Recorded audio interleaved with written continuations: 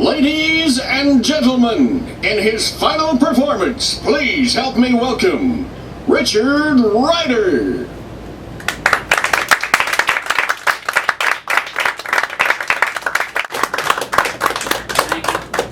Thank you, but I need to hurry this along just a bit because, well, I need to get my tape back to the video store.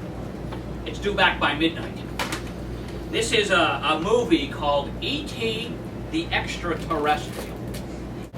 Has anyone seen E.T. the Extraterrestrial? Let's get something straight right now. I'm 85 years old. I believe that if you live past 70, there are certain privileges that ought to come with it. Like when you ask someone a question, you should get an answer. This is a movie called E.T. the Extraterrestrial. Has anyone seen E.T. the Extraterrestrial? Yes, sir. Much better. You see, I thought it was a pretty good movie, except for this part. Here, I'll show you. This part right here. Oh, you remember this part? Yeah. This is the part where he dies. Well, he doesn't really die, he just pretends to die. It was so sad. If a kid sees that, it's going to rip his heart out. A little too sad, if you ask me.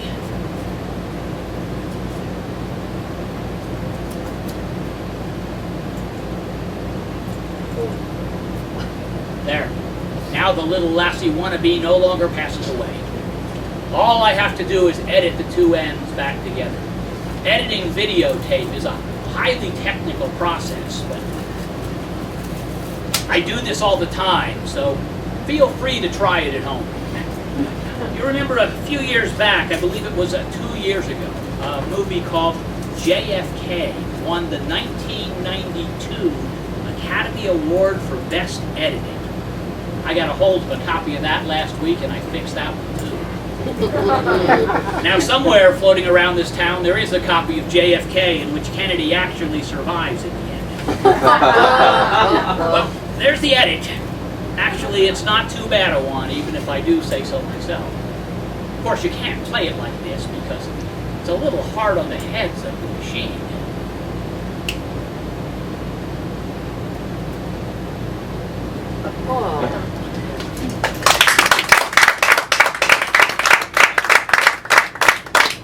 I love to do this trick in the Bible Belt. The censorship possibilities gets everyone real excited. And there's one other vitally important thing I have to do before I return my tape to the store. Otherwise, they get a little upset.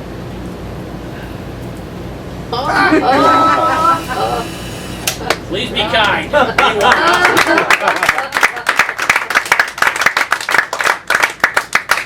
I thought this day would never come. Richard Ryder retired. And I've been doing magic for 80 years. 80 years of doing tricks. On this, my last public performance, they have asked me to deviate a little bit, talk about myself, maybe, talk about my magic highlights. I'll be honest. I almost canceled this evening's performance. You see, it was scheduled a few months ago, and I had just assumed my wife Elaine would be by my side. Why wouldn't she be?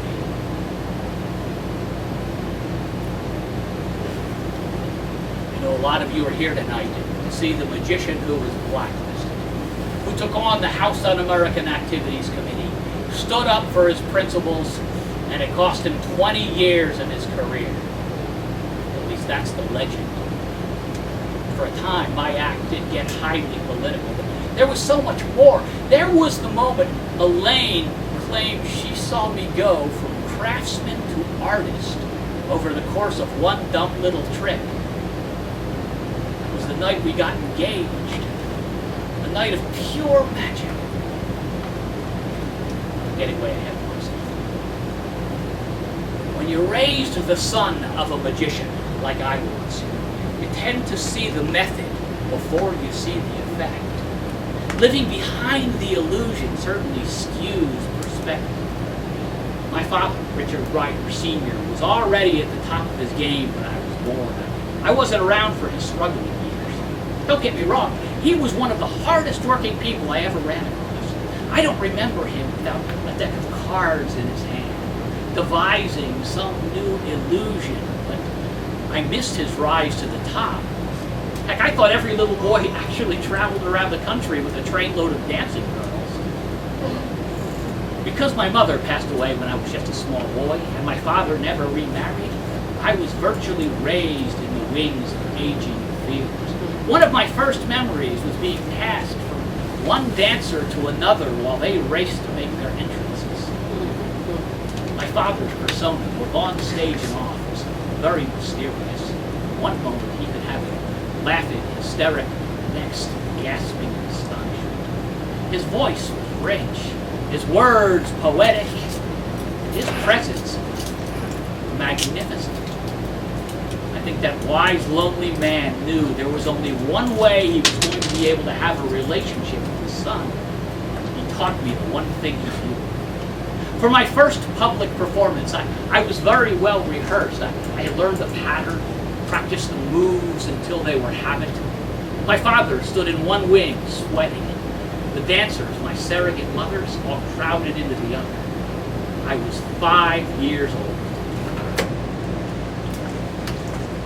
Welcome to the Society of American Magicians Convention of 1915. First up, we have our youngest performer, son of this year's convention headliner, Ricky Ryder Jr.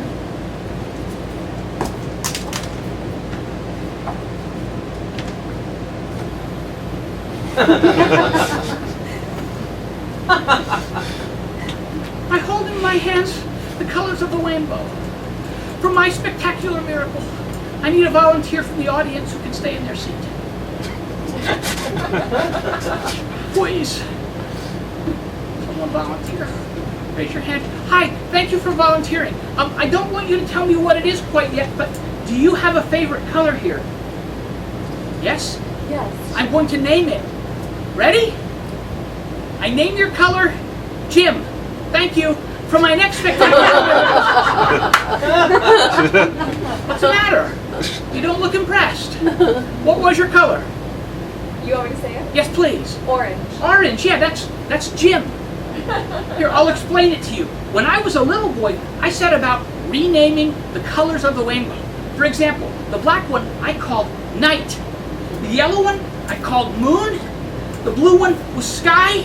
The dark blue one was dark sky. The green one grass. The dark green one dark grass. The red one I called fire. But the orange one, which was your color, yes, I called Jim.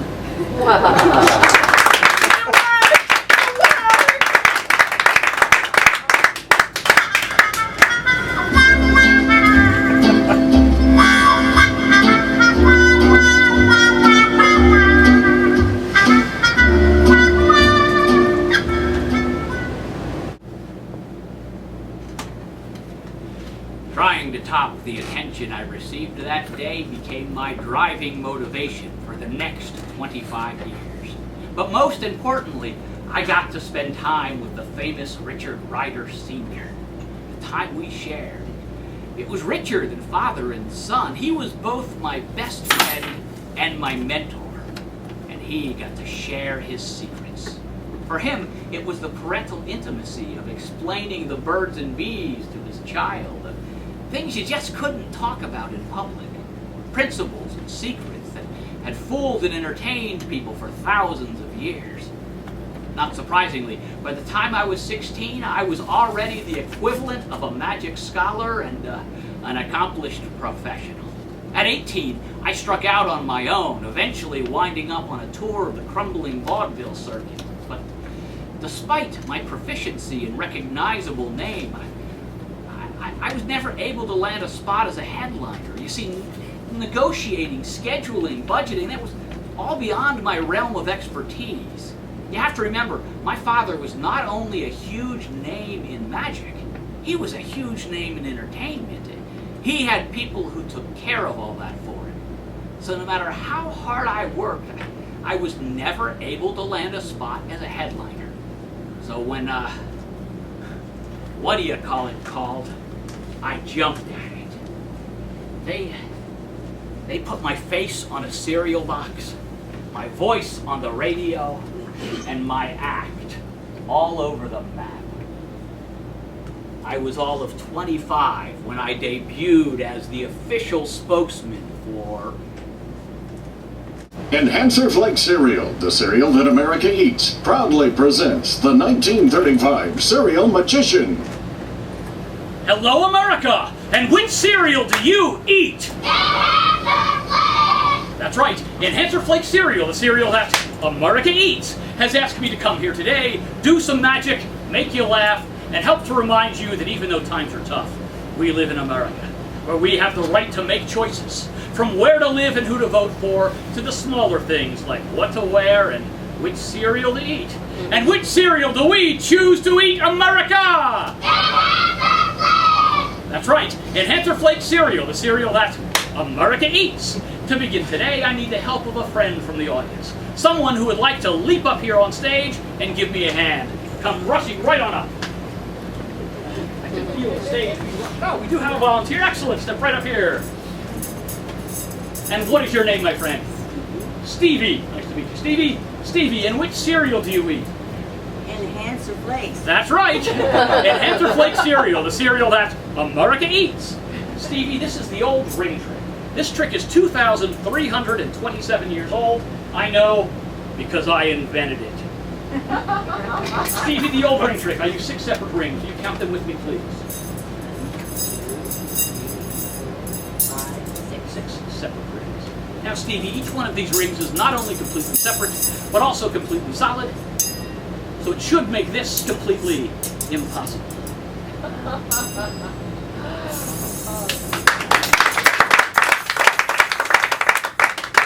Or having the rings just melt through one another, just like that. Now, Stevie, some people believe the rings I use might have some kind of holes or gaps in them somewhere, but check very closely. Just not quite that closely. I'm just kidding. Check very closely. You see any holes at all? Well, there is a hole, Stevie. Right through the middle. Sort of like a joke, except not funny. Next, I'll take 3 rings. 1, 2, 3, and link them together in midair. Now. Oh my God.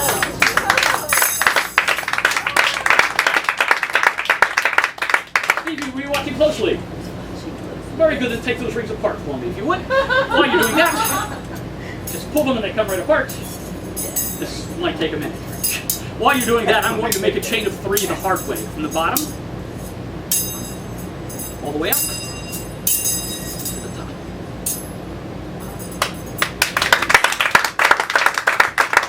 Hey, come here, Stevie. How about if I help you out, show you how to take the rings apart. Take the rings and hold them where they join together just like this. Just like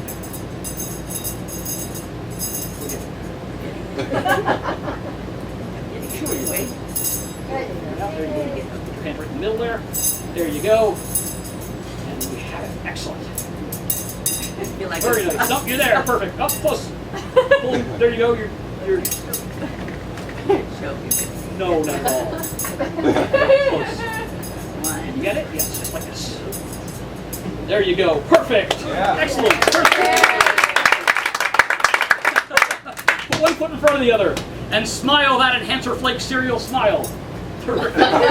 Swing one ring in. Watch your fingers when you do. Blow. And pull it off. Then you take the next 2. Keep smiling. Maybe they won't notice. Here, maybe it's easier with these 2 rings. Hold them with these 2 hands. Go. Blow. Pull them apart. She did it! Now for the artistic part. 4 rings linked together.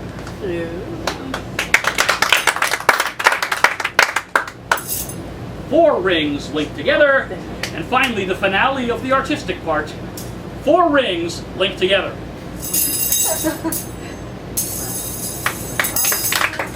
I can even take the bottom ring and run it all the way up to the top.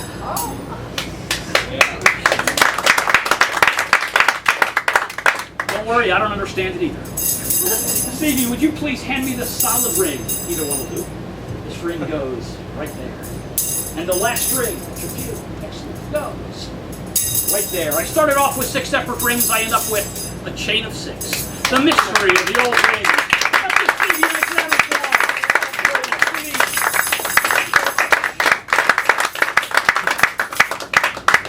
And Steve, you keep eating those Enhancer Flakes. That's right. That's right, Enhancer Flake cereal, the cereal that America eats.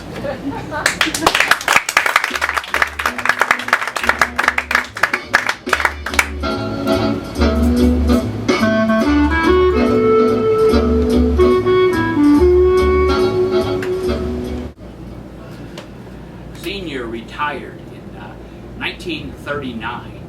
My sudden rise to fame caught him unawares. When one too many people referred to him as the serial magician, he realized the son had eclipsed the father. But I couldn't let this great man simply fade into oblivion. I convinced the Enhancer Flakes people this could be a huge marketing opportunity. A great magician was about to bestow his empire to his son. Well, despite the fact my career had already surpassed his, the Enhancer people saw the marketing potential. The passing of the wand ceremony became international news. For a time, the name Ryder became synonymous with the word magic. Less than a year later, my father, Richard Ryder Sr., my mentor, my best friend, he passed on. Now, I kept telling myself that it wasn't my fault. I didn't force him to quit. I just didn't realize. How could I possibly have known the moment he would stop performing, he would simply stop living? Magic was all he knew. It was all he really cared about. So when it was over, it was over. And I didn't see it coming. The void that his passing left in my life suddenly merged with all the other voids in my life. I was just like him. I had nothing outside the walls of a theater. He had taught me the magic. Thank God someone else was about to teach me the rest. It was 1940.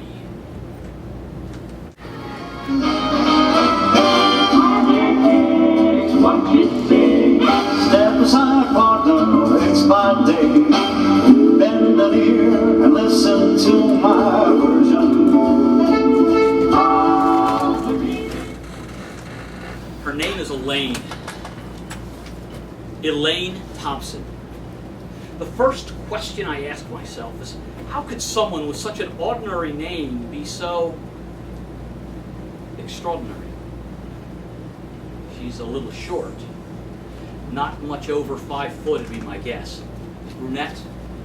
And if you're not careful, you might mistake her for being slightly frail. Until she speaks. Words that would be uttered by a lion. Words that make you question everything and rejoice in your questioning. Her sound is a little hushed. I find myself leaning forward so I don't miss a single inflection. I get lost in her vision of what can be as I stare into those passionate dark eyes. Do you know what is the most remarkable thing of all? No one else seems to have noticed.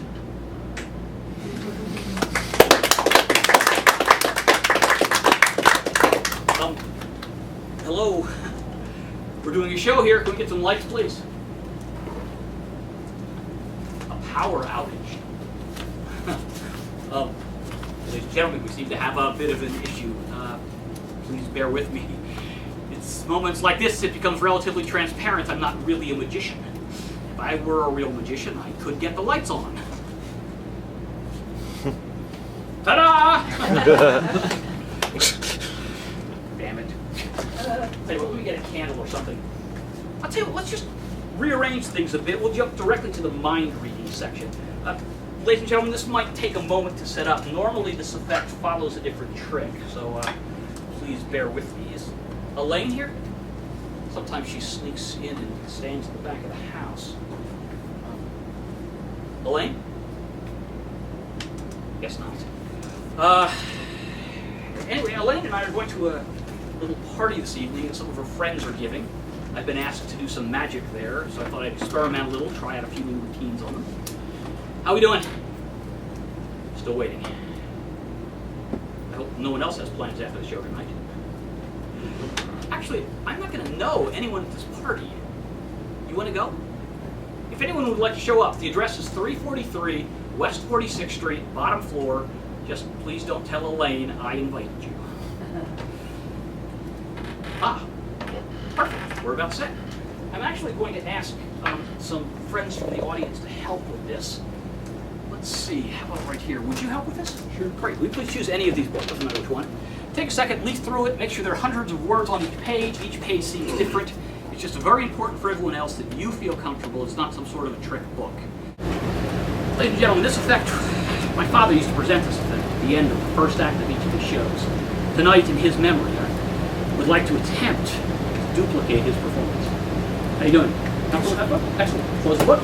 I'm going to need a number from you. And from this number, we're going to come up with a page number, a line number, and then a word within that line.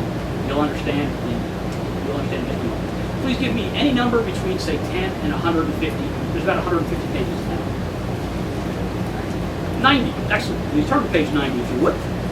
While you're doing that, I'm going to come over here. Hi, would you help with this? Sure. Great. Choose either book, no matter which one. Are you right-handed or left-handed? Right. Excellent. Will you please look at any long, difficult word on any right-hand page. Change your mind as often as you'd like. Finally settle on one. Show it to someone sitting next to you. Do not say it out loud. It's very important. Hi, and can I ask you to help as well? Would you mind? Yeah, sure. Excellent. Would you please choose any word at all on any left-hand page? But just so we don't choose an easy word, say 5 letters or more. Any left-hand page. Again, share it with someone sitting next to you. Do not say it out loud. You should be on page 90 by now. Is that correct? Yes, sir. Excellent. We'll choose the first digit to come up with a line number. So count down 9 lines, if you would. Okay, and now I would like you to just give me any number between, say, 1 and 10. Yeah. 9. So let's count over the 9th word in that line. 3 words chosen at random. Please do not lose your place. You can actually close your book if you like. Please do not lose your place. It's very important. Are we on the 9th word over here, sir? Yes, sir. I believe there are 2 letters in that word. Is that correct?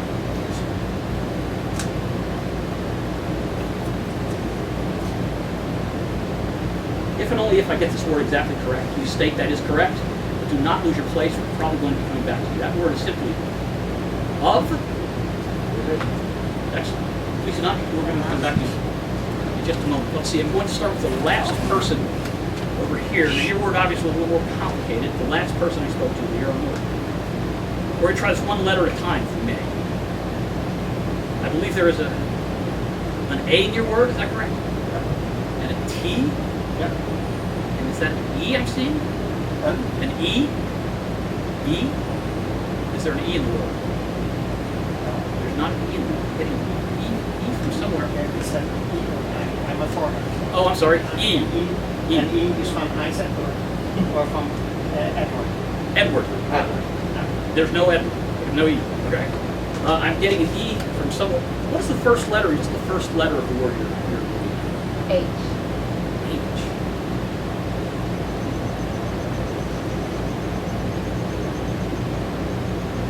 Sir, the first word in the line that you're looking at, what's the 5th letter in that word? Just the 5th letter. 5th letter, 3rd word. Yes. E. That's correct.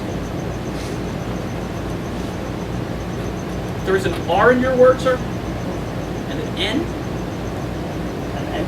N? And I'm seeing an S? Is there an S? There's no S. Does that word start with the letter G?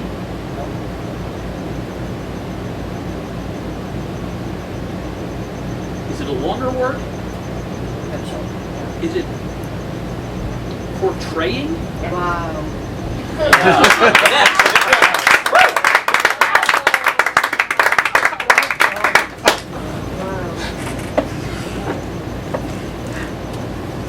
Getting the word hallucinations? Oh my goodness.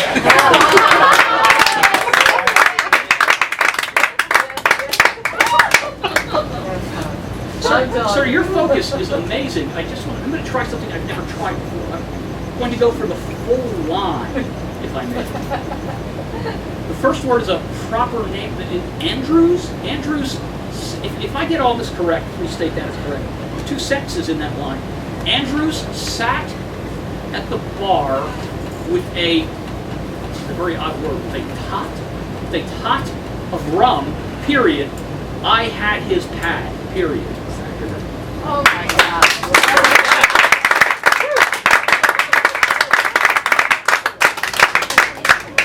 And for my next effect.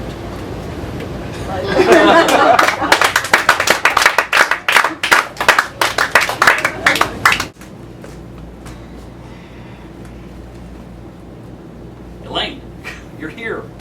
Were you here for the whole show? You're not going to believe what happened. The lights went out. Threw me off completely for about half an hour. All right, it wasn't really half an hour, it was just about 3 minutes. Left me on stage with absolutely nothing to talk about. What did I talk about?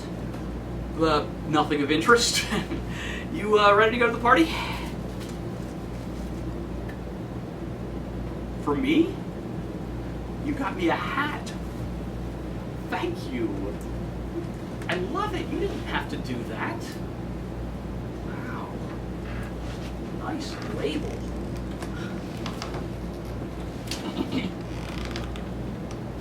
What do you think? Do I look dapper? Now I feel like I should have something for you. Tissue. Actually, this might look like your everyday ordinary tissue, but you see, it has been touched.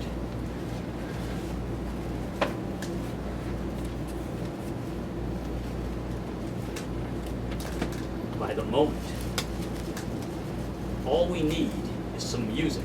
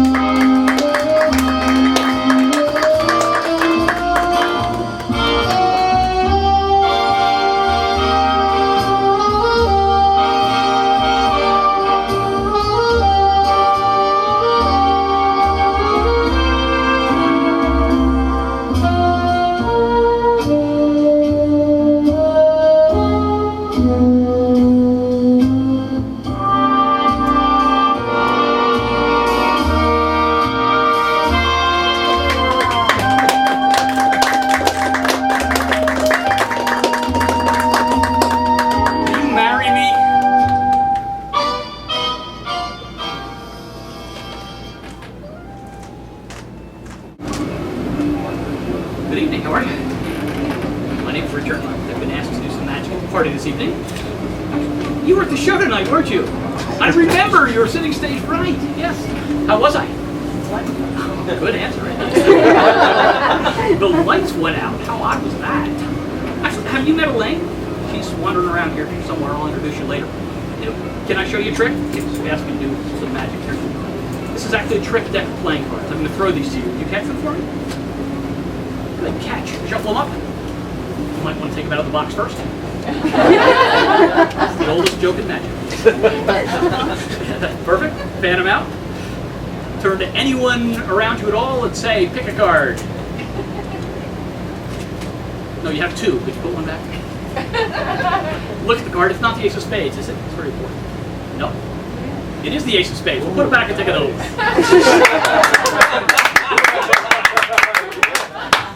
You gotta love that. Okay, look at the card. You get it? Put it back in the deck. Close the deck. Put the deck back in the box. Put the box in your pocket.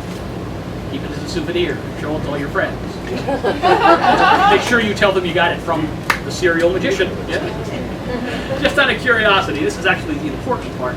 What was your card? The second card that you picked. I didn't look at it. Oh, okay, just name any card for me. 8 of diamonds. Cut to the chase. 8 of diamonds. All right, let's look through here, see if we can find 8 of diamonds just for you. 8 of diamonds. 8 of diamonds. There was one card turned the wrong way. This is the last card. Wouldn't it be amazing if this turned out to be 8 of diamonds?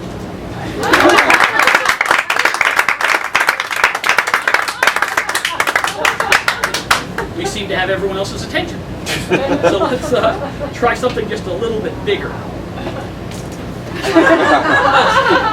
I was actually playing cards with a friend of mine the other day, and I said, cut the cards, and he did. Yeah. This is actually a regular deck of 52 playing cards, cut in half. If you can call a regular deck of 52 playing cards cut in half regular. Hi, how are you? Actually, would you help me with this? Sure. All those cards look different to you. They do. That's because they are. Excellent. Would you please run your finger down the card, stopping anywhere? Run your finger on it, sure that's the one you want. Yeah. Would you like to change your mind? No. Hold out your hand with your palm up. Put your other hand on top of it. Show it to me. One half is now been chosen. Dash to the other side. Let's see. How about someone who has an Aljet over here? Hi, how are you? Good. So all those cards look different to you? Yes. That's because they are. Would you please touch anyone for me? Now, let's make it a little more difficult. Anyone at all, just point to one. That one right there. Excellent. Hold out your hand with your palm up. Put your other hand on top of it. I'm now going to ask our two friends to please take a peek at your cards. Sometimes I get lucky, the cards turn out to be the same color. I'm now going to ask you if you would, if you wouldn't mind, please start passing the cards to me down the aisles. You're great. And I'm going to ask everyone not to look at them as they are passed to me. This is a trust exercise. When Elaine asked me to accompany her this evening, I was a little nervous. I know how much her friends mean to her, and I was actually a little afraid of feeling out of place. But everyone has really turned out to be as warm as she said she would. I think Elaine and I are both discovering we're indeed cut from the same card, though not necessarily 5 of spades.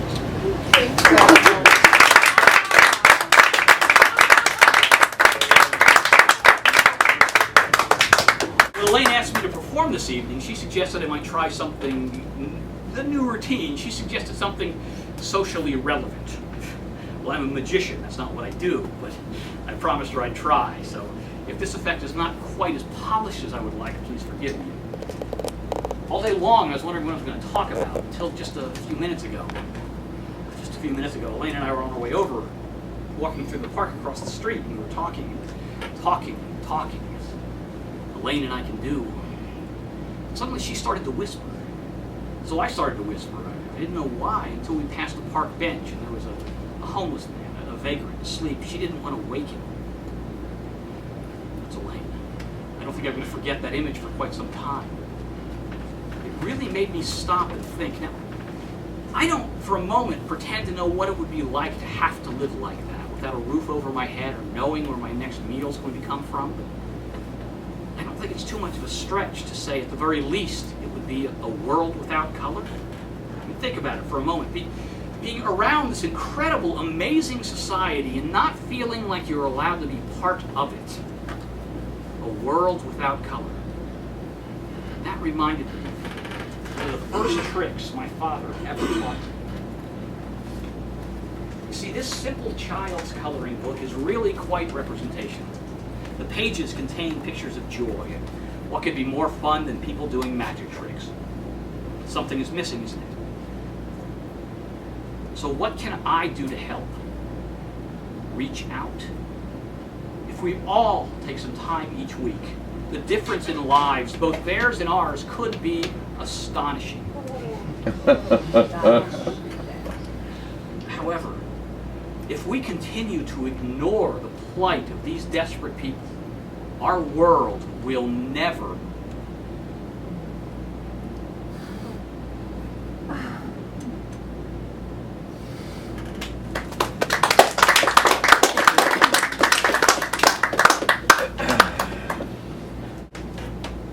How can we know at the time when a pivotal moment in life occurs? With that simple little trick, I had just shattered the very essence of my existence. The curtain had gone up on a way of life I had yet to experience, the emotional highs, the financial devastation, the impassioned pleas, all waited just beyond the footlights. After years of studying and mastering my craft, I had found a voice that needed to be heard. Simply making people laugh with mystifying magic would never again be enough. After the war, Elaine and I traveled around the country, performing in much smaller venues, doing what we called socially conscious magic. I guess you could say I could afford to be uncompromising. I had racked up quite a nest egg during my cereal days.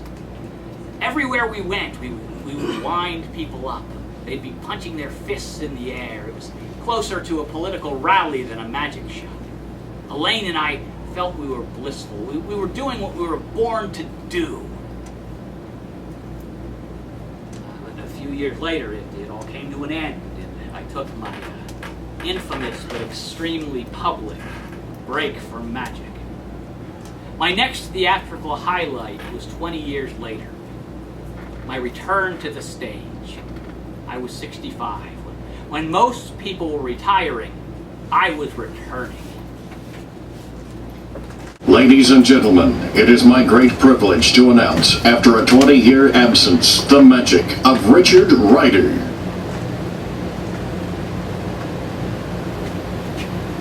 It is nice to be back. As you can probably imagine, the last 20 years were not the most financially successful of my career. In fact, things got pretty tight around the old Ryder household. I found myself going to the movies a lot. I really got to know movies things. I never went much when I was working, but I had spent so much time entertaining others. I thought, why not spend some time being entertained myself? So tonight, with your permission, I would like to combine two of my favorite things, magic and the movies.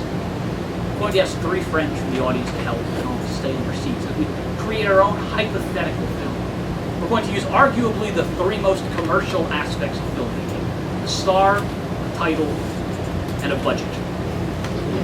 I brought with me some photos, 8 by 10 if you will, of some celebrities. You'll probably recognize a few of these.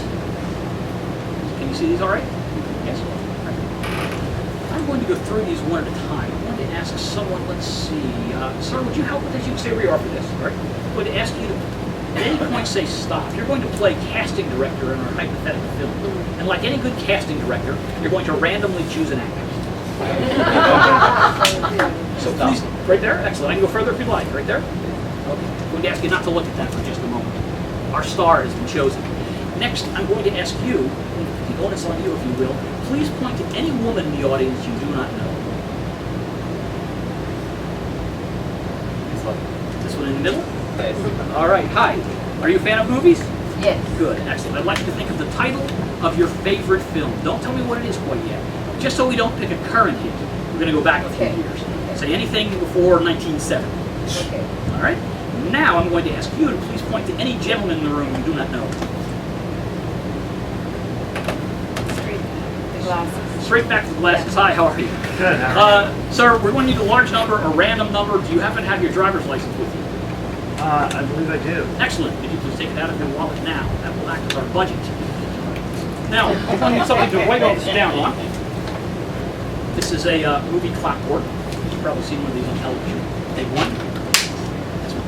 Now, we could just list each one of these here. We'd probably come up with something pretty commercial. But I'm going to see if I can't take this just a step further. You see, I'm a big believer in the more that we share, the more we receive. I'm just going to have a brief conversation with each of our three friends and see if I can't deduce the answers I'm looking for. We're going to start over here in the back. Sir, you have your driver's license out, yes? I do. Okay, now, if there's a letter or something like that, just ignore it. I would like you to just look at just the numbers in that. It is nice to be back after this 20-year hiatus. I'd be lying if I didn't tell you this. Questions keep echoing in my head. Did I say too much? Did I not say enough? Sometimes our weakest moments come our defining ones. I have written down a budget. I'm just using a piece of plastic here and going to cover it over. Sir, for the first time, would you please call out your driver's license number from start to finish? Ooh, okay. 229 229 8484. 8484. All right. So the budget for our hypothetical film would be $2,298,484. Excellent. I think we can work with that. Next, let's see. I believe you were thinking of a title. Don't tell me what it is quite yet. The title of your favorite film. Those 20 years were actually not unproductive. It gave me a chance to help Elaine raise our son. He's about to graduate from college now, so I thought I'd better get a job quickly, otherwise we end up competing for the same jobs. I've written down a title. Would you please call out the title of your favorite film? Citizen Kane. Citizen Kane.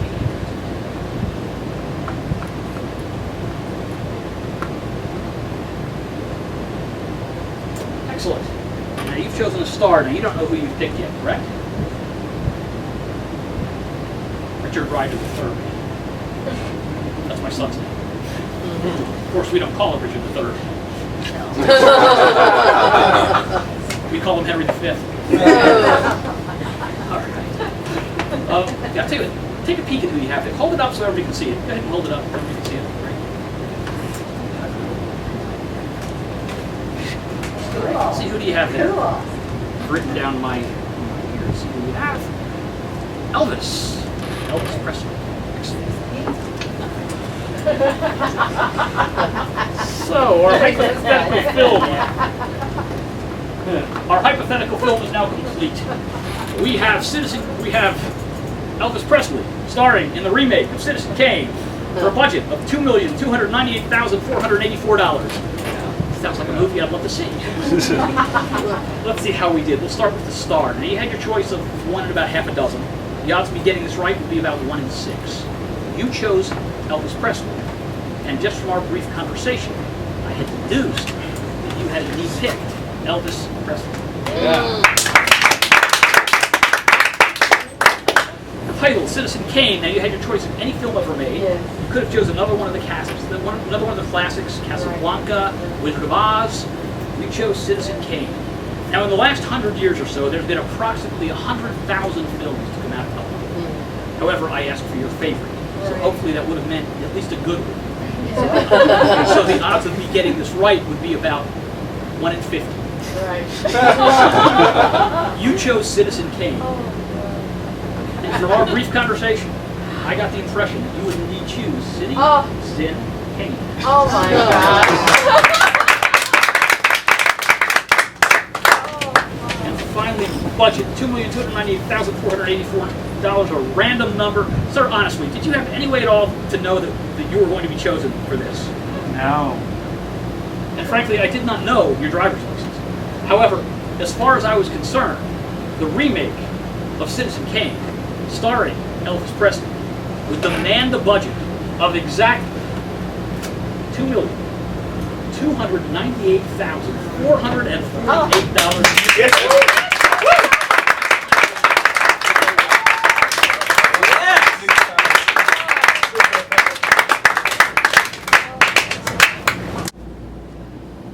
never actually spoken about this before in public. I promised Elaine when I was ready I would. I waited too long. It was a Tuesday in 1947 when someone mentioned my name in front of the committee, the House Un-American Activities Committee. Now we remember them today as being the McCarthy hearings, but this was a little bit before McCarthy and his senators. This was a group of congressmen. They were just as vicious. Someone went before that committee and named me as a communist. Now, at the time, there wasn't anything worse you could say about someone. The implications were that you were doing something secret, true or not, something subversive to harm this country. I know it's a cliche, but this was a country that I loved, a country, by all accounts, that loved me back.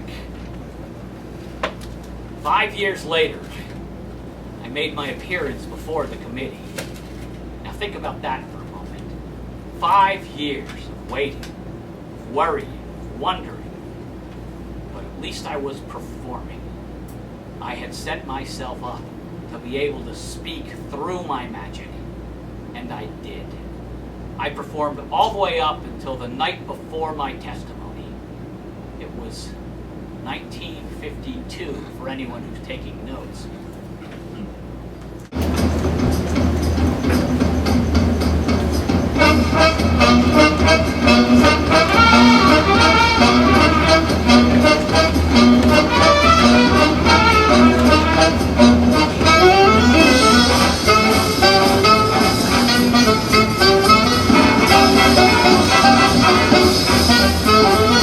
Speculation continues as to whether or not controversial magician Richard Ryder will testify in tomorrow's hearing. When reached for comment, Mr. Ryder said, quote, "What I have to say, I say through magic," unquote. In other news, the president once again denied...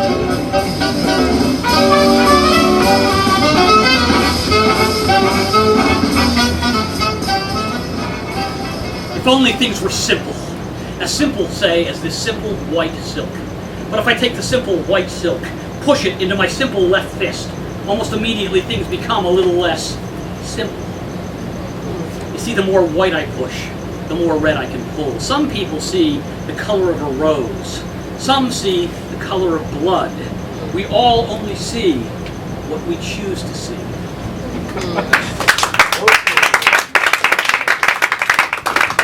Now, I do this simple effect to demonstrate how people see what they choose to see, but to do the simple effect, I actually use two silks. I use the term silk because it's a magician's word. I'm going to teach you the effect. If you use the term silk, everyone will think you're a magician as well. To set it up, you simply take the red silk, push it into your simple left fist. You grab the white one, come out ready to do some magic. You simply make the red one disappear and start the effect by saying, what's the matter, where'd I lose you? If only things were simple. A simple say is a simple white silk. But if I take the simple white silk, push it into my simple left fist, almost immediately things become a little less simple. See, the more white I push, the more red I can pull. Some people see the color of a rose. Some see the color of blood. Some see a political agenda.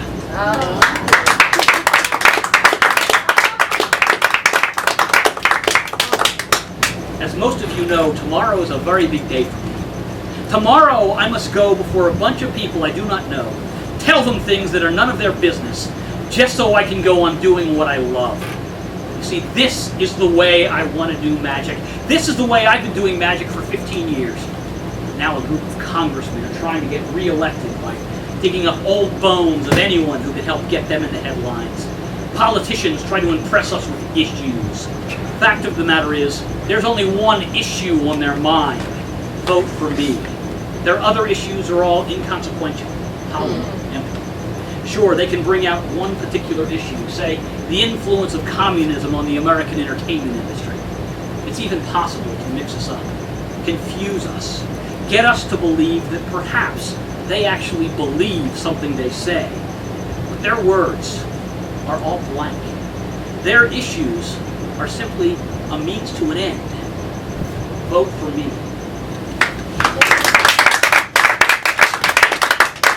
It's a game they can play over and over, constantly trying to impress us with eloquent, empty words, blur us with slogans, speeches, and promises, trying to get us to read their lips while they deal from the bottom of the deck. But their words are all blank. Their issues all say the same thing. Vote for me. Like the man dealing 3-card Monte on the street, they can move slowly, deliberately, but too oftentimes deceptively. Just when you think, perhaps you've got it figured out. Perhaps they've done it once too often. Perhaps you know where to look. You realize you're being deceived again. For they would not say anything if they didn't feel it would help get them elected. For their issues all say the same thing. Vote for me, vote for me, vote for me.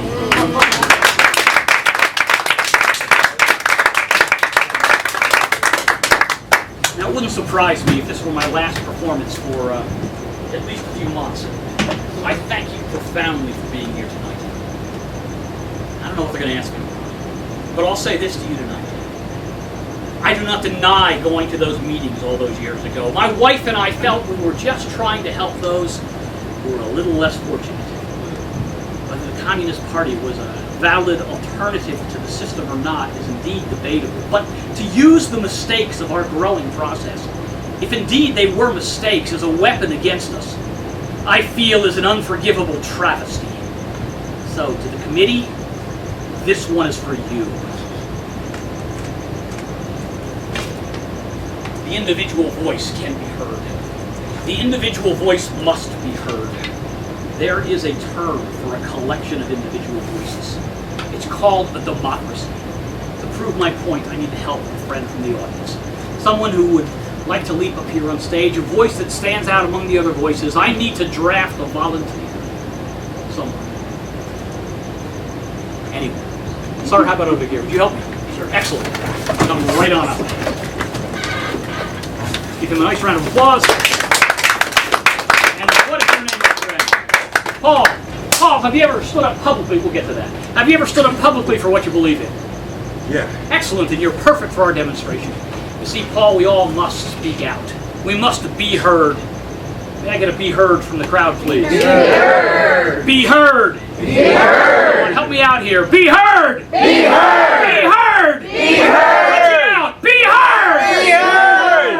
I brought with me today 4 slogans that I consider to be crucial issues for the survival of our society. I'm going to share them with you now. May I get a be heard after each one, please? Trust me, you stay with me on this, we're going to fool the heck out of Paul. The first is, adjourn the committee. Be heard! End racial prejudice. Be heard! Stop censorship. Be heard! Work for all. Be heard! Paul, I'm going to ask you to turn around for just a moment. Will I share with the remainder of our gathering what I consider to be the slogan of the day, the issue of the day, if you will. Right here. I also have 4 duplicate slogans. I will share them with you now. You know what to do after each one. The first one, of course, being adjourn the committee. Be heard! End racial prejudice. Be heard! Stop censorship. Be heard! Work for all. Be heard! Paul, please turn back around. I would like you to point to any one of these. Take your time. We don't want to force you into taking a stand. That one right there. Excellent. Hold that. Get your chest for what? Look at it for a moment.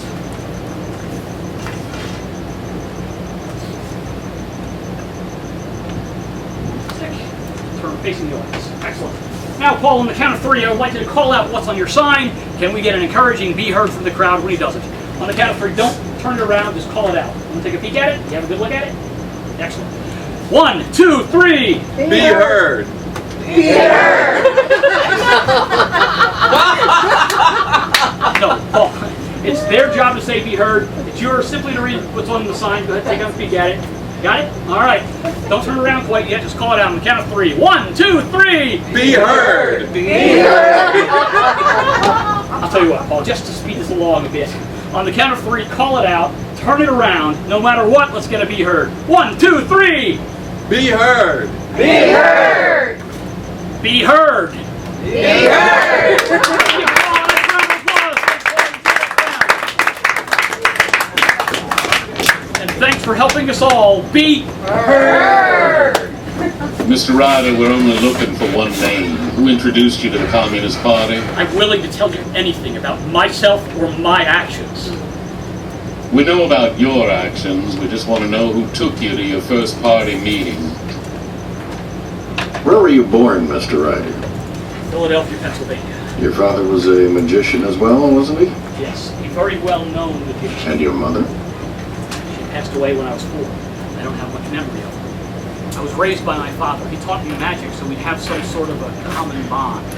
Magic was his life before and after Mom died. So you've never known a life outside of magic? Is there one? Do you find this amusing, Mr. Ryder?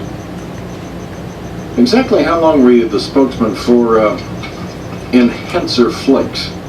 For about 12 years. From 1935 until after... Let's talk about World War II for a moment. We have documents that you tried to be exempt from active service. Those documents, sir, were a product of Enhancer Flakes Cereal Inc.'s lawyers. They didn't want their spokesman being put in jeopardy overseas. I eventually had to threaten to resign in order to get into active duty. But you never saw any combat? No, sir. Not long after I arrived, the commanding officer asked me to do a little show for the troops. Apparently went pretty well because I was then commissioned to do a USO tour. Initially I was resistant, but I became convinced the best way for me to serve my country would be by entertaining the troops to help with morale. And your wife joined you on this tour, didn't she? I'm willing to tell you anything about myself or my actions. Mr. Ryder, I'm reading from the transcripts now.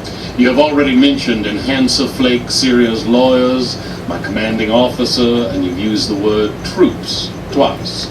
I do believe you have effectively waived your right to only talk about yourself or your actions, even if said right existed. And it doesn't. Now, did your wife join you on the USO tour?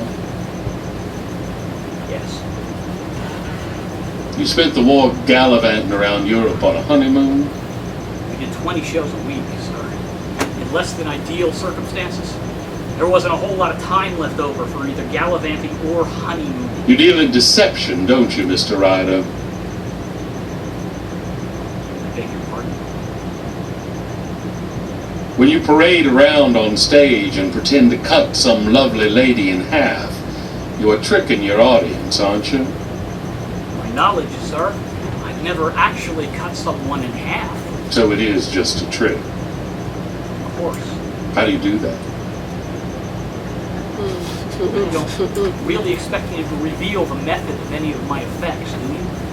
Well, that's right. It's a secret, isn't it? You have a lot of secrets, don't you, Mr. Ryder? Or I won't tell you how my tricks work, if that's what you mean. What I mean is that you are very good at keeping the secrets you deem necessary to keep. Isn't that right? But I won't tell you how my tricks work, if that's what you mean.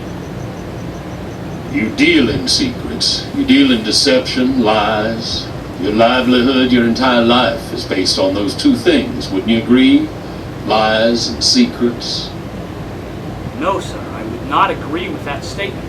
But if you told the truth to your audience, you wouldn't have much of a career, would you? Look, magicians spend their lives chasing the moment of the impossible. And it is pure wonder watching an audience collectively experience that wonder. It's pure magic. All ego, all the problems in the world seem to hang suspended for just a fraction of a second. I would like to think there's a bit of nobility in trying to create that fragile bubble where the impossible happens. The world reverts to childlike wonder.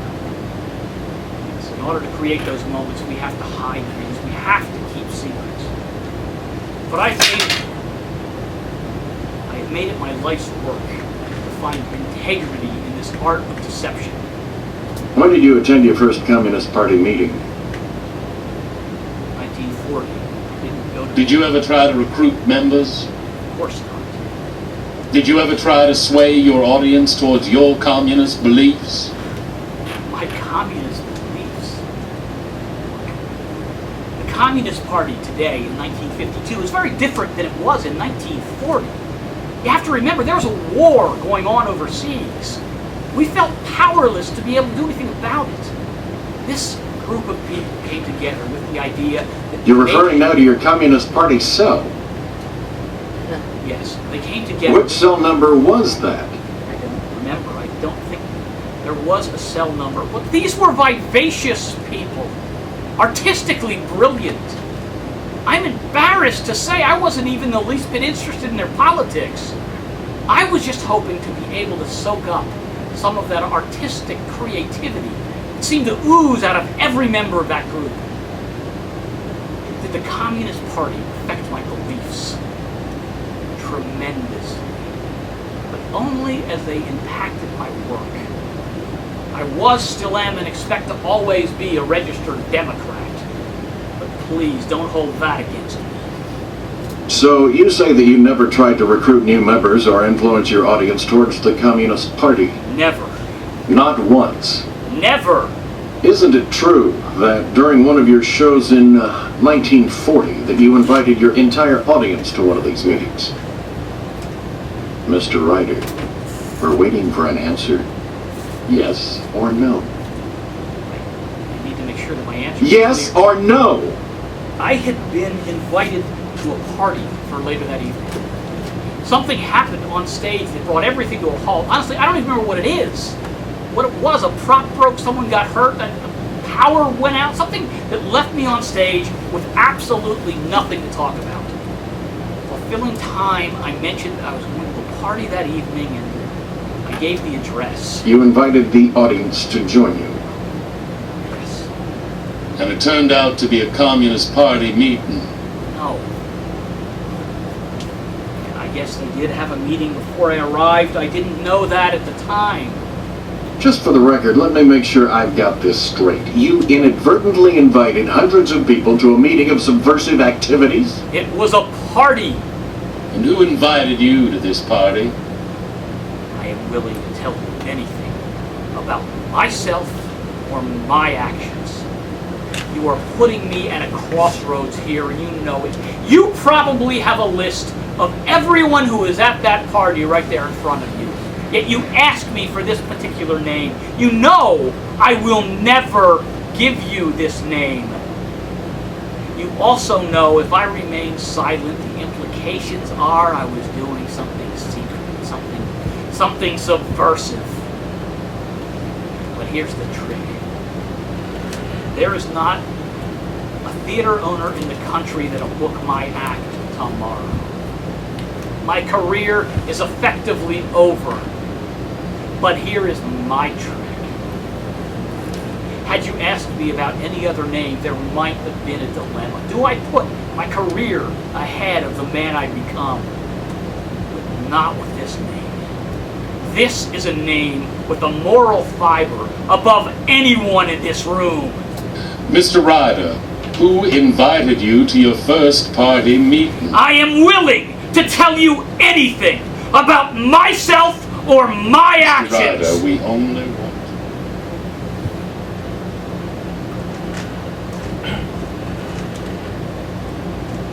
Ladies and gentlemen, it is my great privilege to announce the magic of Richard Ryder.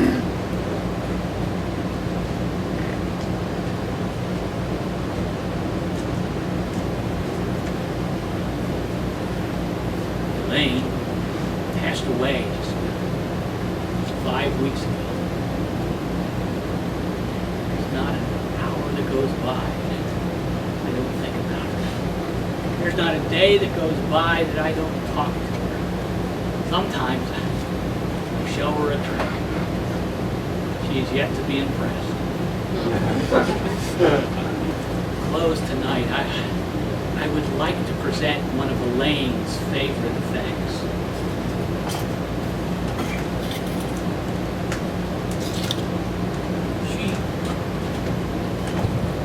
She actually wrote the pattern for this. I performed it quite a lot in the 40s and 50s. I think it always saddened her. It never seemed to lose its topicality.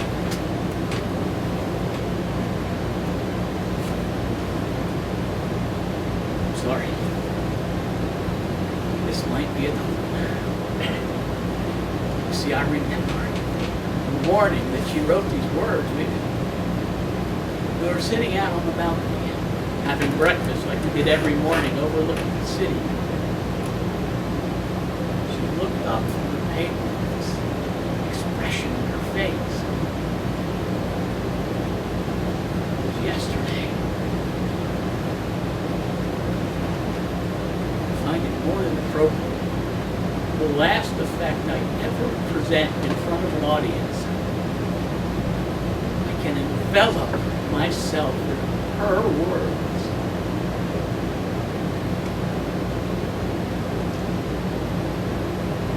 I really wish I hadn't read this today. Apathy is bliss. I really wish that nothing in this newspaper was important.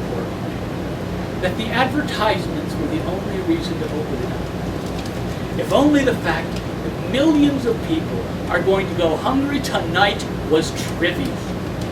Wars are still occurring. Racial prejudice is flourishing. This cause list is itself in danger of becoming a cliche. And I wish that none of it mattered.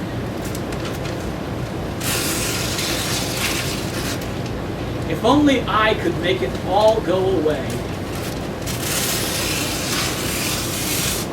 Destroy it all and start over.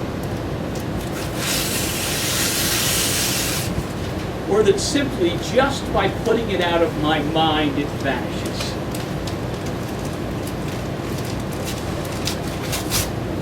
It would be so nice to be able to do that. Simply make all the problems go away, to be truly apathetic. But who are we trying to kid? The issues linger. The problems worsen. The injustice continues while we choose to turn our collective back. Hey, it's no news flash that no matter how hard we try to forget them, our problems won't just simply go away.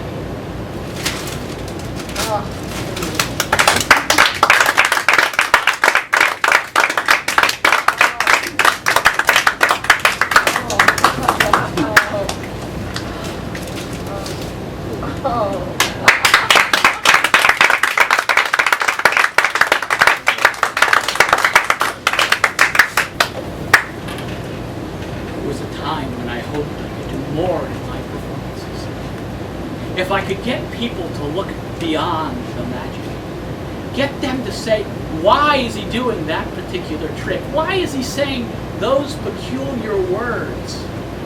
What is he trying to say, as opposed to just, how does he do it? I wanted to transcend the tricks. If I was ever really successful, it was only for a fleeting moment or two.